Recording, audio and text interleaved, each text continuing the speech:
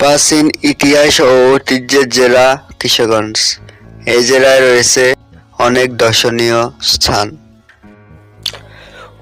ঐতিহ্যের ধারক বাহক কিশোরগঞ্জের ঐতিহাসিক পাগলা মসজিদ।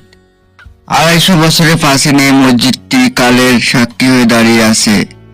আধুনিক স্থাপত্যশৈলীতে নির্মিত পাগলা মসজিদটি নানা ধরনের ঐতিহাসিক ও দর্শনীয় স্থাপনা হিসেবে খ্যাত।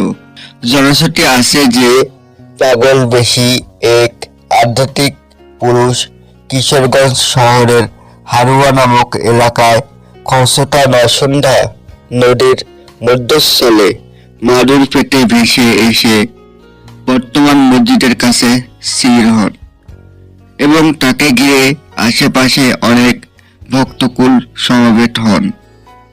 উক্ত পাগলের মৃত্যুর পর তার সমাধির পাশে পরবর্তী